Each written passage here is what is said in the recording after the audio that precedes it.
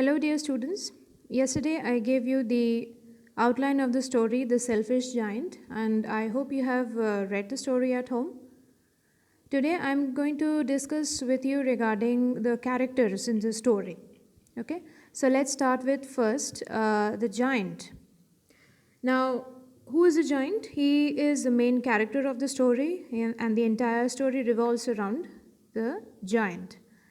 That is, though it is titled as a selfish giant, but I hope you have read the story and you are aware of the fact that the giant is selfish no more at the end. Okay. So, at the beginning of the story, the giant is selfish and hard hearted because he never allows the children to play in his garden. The moment he sees the children playing in his garden, he becomes very angry. He just, evicts them from there. Then he puts a high boundary around his garden and he puts up a notice stating trespassers will be prosecuted. Okay. Now, the giant's realization. When did the giant realized his mistake? That when he saw that the spring did not come to his garden, as it was a spring everywhere, but the spring did not come to his beautiful garden and it was still winter, he realized that he did mistake, that he did not care for the emotions of the little children. And one day he saw the children, just sneaking in his garden, and the moment the children came, spring also arrived. So that was also the point where the giant realized his mistake and he wished to make amends. That is, he wishes to correct his mistakes. How? That he took the decision that he would dismantle the boundary wall and he would let all the children to come inside his garden and play happily. Now, the giant becomes selfless, humble, and caring. So, this you will find in the story itself that the years pass, the giant is now old, that he sits on his chair and looks at the children playing happily in his garden. The children are also, quite comfortable with the presence of the giant because he is no more selfish. He has become very humble and caring over the years. And then the episode of the little boy. The little boy in the beginning was instrumental in bringing that realization in the giant's heart. And at the end of the story, we see that the little boy came again.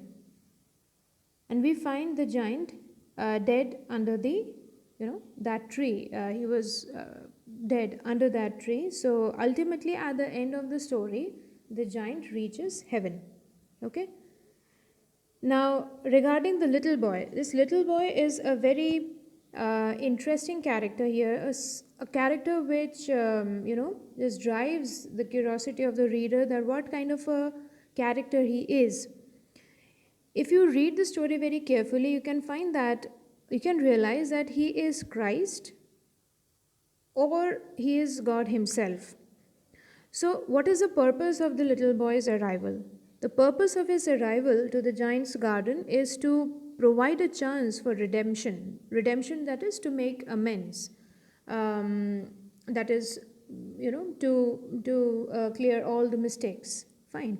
So the giant's lifting up the little boy with all his love, and the little boy kissing him shows that the giant ultimately realizes his mistake. This beautiful episode you can see in the story itself, that how he lifts the child very lovingly in his hand because the child was not able to touch the branch. And the tree was also trying its best to lower its branch. Fine. So at the end of the story, the little boy appears and shows wounds of love to the giant.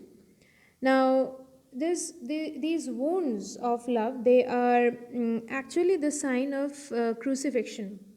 Like at the end of the story, the child is found to be, or the little boy is found to be standing under that tree. The giant goes towards him, and the little boy shows the signs of wound in his hand. So, upon various analysis, it has come out that those wounds were actually the sign of crucifixion. That is, Lord Jesus Christ had to go through a lot of pain. There's a long story behind that. I'm not going to go into such details. This you can find on internet at your leisure. You can read it. So those wounds were actually the sign of crucifixion. So his last arrival, that is the last arrival of the little boy, shows that the giant has redeemed his soul. That is, he has purified his soul through his kindness and love towards children, and that is why God came himself in the form of the little boy to take him to paradise. Paradise means heaven. Okay? Now, the natural forces. We see first the summer, spring, and autumn. So these are the seasons personified, that is, they are just acting like human beings. They remain in the giant's garden as long as the children play. This you can obviously find in the story itself.